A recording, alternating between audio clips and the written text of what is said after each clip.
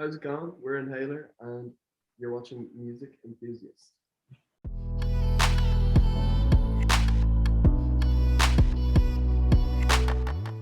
Hi, what's up? I'm Sarah from Music Enthusiast, and I have the pleasure of interviewing Inhaler. How are you guys? Hey, Sarah, how are you? Pretty good. How are you? Nice to see you. Nice to see you too. I mean, I've been a fan of you guys for a long time, so it's so great to meet you guys. And you just announced the North American leg of your tour, so how excited are you for that? Over the moon. Yeah. It's kind of unbelievable that we're even going back. I mean, the last trip to North America was unbelievable. We had such a good time, and these two had actually never crossed the Atlantic before. Yeah. Oh my So god. that was incredible. Just to be able to, I mean, we went from like Washington D.C. up through Canada, back down into America, and then to Mexico, and like it was such an amazing trip. So we can't wait to do it again. Yeah, considering that like the last tour before COVID had to be rescheduled, so it's so great to be back on the road. Yeah, I know. Yeah, it's been too long though. Yeah, our only complaint is that it can't be sooner, but that's just the way it is. So. Yeah. So are there any things you're worried about going back on tour? I remember all the words to the songs. My word. Yeah, parts. Remember the songs. Yeah. I don't know if we're more really worried about anything more than we are excited. You know, we just can't wait to get back on stage where we're most comfortable and see people again. Then again, when we get on stage first, we're probably going to be a bit uncomfortable. It's been a long time now, so. Yeah, totally. So you all met at a young age. Eli, Robert, and Ryan met at school, and then Josh came along after. So how did you guys meet Josh? We had heard legends of Josh through the through the grapevine. I mean, like we were just kind of chancing our arm, and we used to get together and do practice, and we couldn't really play, and we kind of discovered that we needed somebody who could play their instrument, and we had actually ran into Josh because he was in another band at the time, and we just kind of went up to him and asked him straight up if he wanted to join, and played him the Stone Roses, I Want to Be Adored, and he was like, I like the sound of that, let's do it. I think, Yeah. Awesome. And when did you guys get the point of realization, like we could do this full time? Like it's not just for fun at this point. Electric Picnic. Yeah, Electric Picnic 2018, which is a festival in Ireland that goes on every year. It's kind of legendary to us, and I remember the first time we played it, it was in this 300 cap tent, and our mate, we were kind of getting ready to go on, not really knowing if anyone was going to show up, and he was like, yeah, there's nobody out there, guys, I'm sorry to tell you, and we were like, oh, that sucks. Then we were about to go on and play, and the whole thing was packed, and he was like on the sidelines, like, and I think that was the moment where we were like, wow, people actually turned out to see us. Maybe we could do this for real, and so that was probably the moment. We'd just gotten out of school as well, so it felt like the world was really opening up to us, and felt like we could definitely give it a go. Definitely. And it feels like a very like memorable moment for you guys. So do you guys have any other fondest musical memories that you could talk about? Yeah, I suppose in the early days there was loads of just like weird moments that we had to go through when we were starting to gig first. I mean, we ended up playing this gig in a bar in Limerick where there wasn't a stage. Instead, they had just made space on the floor, but they had merged these two tables together for the band to play on, and so it was a bit wobbly. It was a bit wobbly. It was a But wobbly gig. thankfully, we're still here. No one broke anything, but that was weird. We're playing there again. This time on bigger tables. That's so cool. So you've mentioned in an interview that you guys want to keep learning and you don't want to like sit and get comfortable with like your music. So, which is amazing. What new things have you guys learned like along the way? We got this synth called the OP1, which we're trying to decode at the moment. Yeah. Josh is kind of the man for learning bits and pieces. He's got the biggest brain and the most sense, so he is trying to figure that out right now. I think for doing the first album, we definitely didn't limit ourselves in like we try out lots of different genres and lots of different sounds and stuff.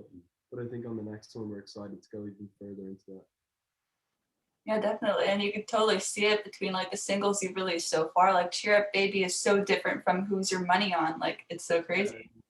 Yeah, I know. Yeah, I think we're excited about that. We just wanted to make a really vibrant and colorful record because I feel like there isn't a lot of color in the world right now.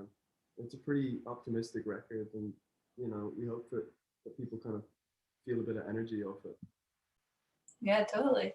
And Eli, you mentioned how the songwriting process is you guys bashing your heads together until something comes out. So what does that look like, and is it still the same way now? Very bloody. Yeah. It's emotionally bloody. No, I mean, blood, sweat, and tears, and lots of love goes into our music, I think. And we more just, tears. We're just extremely passionate about what we do, and we're all so close as friends that when we write music, like it's you know, feels very sacred or something to us, and like we just love kind of coming up with random things and seeing if they stick, and that's kind of what we do all day. Yeah, we love doing it. Yeah, totally. And being in a band of 4 people, it can get like chaotic sometimes. So what are the biggest obstacles that you guys face, and how do you get through those? Just trying to get past Rob in the rehearsal room is hard. It's so tall. That's one of the obstacles. Fighting for showers is also an issue. Yeah. The toilets aren't really working at our rehearsal room right now, so we have to take turns and stuff. We won't go into the nitty gritty. No, Become plumbers. yeah. We've got to learn how to do that. But I won't go into it. We won't go into it. But we're pretty lucky because I'd like to say we're all pretty chill out dudes, so we don't really clash on too many things, and when we do, they're just easily fixed. Silly things. And they're generally for the right reasons when it comes to bashing heads together violently over a song. Yeah, totally. And then I guess if it was so bad, you guys wouldn't be a band anymore, right? definitely, Yeah. especially after COVID. Mhm. Yeah. So on to the record. I mean, it's being released in July. So since it's like your first full-length project, are you guys sort of nervous to release it? I suppose because there's been a lot of hype built up around us putting out our album. You know, fans have been asking us for years. Like they were asking us probably 2 years ago to release the album. I was like, we don't have any songs. So now the fact that we finally actually get to put it out and they're gonna hear it and you know come back to the shows and well hopefully come back to the shows after they've heard it and sing back this new songs to us. It's kind of a wild feeling and we feel really accomplished and proud of what we've created. You know, we understand it has been a long time in the making, but you know we couldn't have asked for a better outcome. I don't think. Yeah, definitely. And like songs like Cheer Up Baby have been in the works for a long time. And then you also added like new songs that were created like after that. So what was the process like picking which songs would make it onto the album? Long and arduous. It was difficult because we had so many songs that we loved, and I think when you come to the end of an album process, it's usually just kind of get a good consensus of what should go on, and there was definitely some songs that there was big discussions over with like some of the old singles like Falling In and We Have to Move On and stuff like that. But at the end of the day, I think we picked a really, really good selection for it, and it flows really nicely and it all fits the narrative. And on the other hand, if you want to go listen to the old songs, they're on Spotify. You know, so it's Cool. And It Won't Always Be Like This is the title of the record, which is also the title track. So why did you pick that as the title for the record? well, yeah. I mean, it was written like 2 years ago, 2 or 3 years ago, and it was our first single, and it meant something completely different back then. But when the pandemic hit, it just took on this whole other meaning, and I think it just really made sense. And I think we like it. You can kind of look at it both ways. Like it can be super optimistic, but you know, it can also be like things won't always be like this. It might get worse. So hold on tight. You know, it might get rocky, and I think that's why we liked it so much. It had duality. Yeah, and I can't wait for it to be released. And back to Cheer Up Baby, I mean, since it was created such long ago, what changes have you seen that song go through between like the demo to the final version? There's a lot of different changes. I think we recorded it like 10 different times over the years because we really wanted to get it right. And we ended up with something that sounded really close to like what our first vision of it was. So in the end, like it kind of came full circle, but a lot of like just trying different things. I think when you have a song that's so simple and at its core, it's often the most difficult one to get right, you know, because everything is so in its place and everything works together so well. So yeah, it was tough, but we finally got to a place that was really long. Basically took us 3.5 years to write 3.5 minutes. Yeah, totally. And like fans were waiting for that to be released, right? So did you feel pressure from them as well? Definitely, yeah. I mean, they were starting fan pages called Release Cheer Up Baby, and then we were kind of like, geez, we better get acting on this. And then we released it, and they changed the name to They Released Cheer Up Baby. So You can't win. no, Yeah.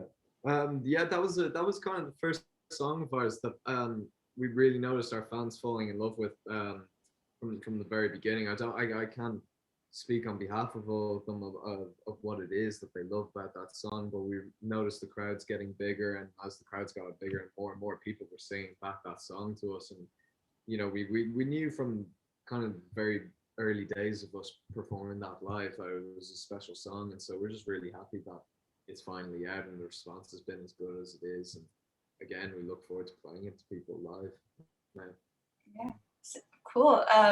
And describe your music as an animal. Ooh.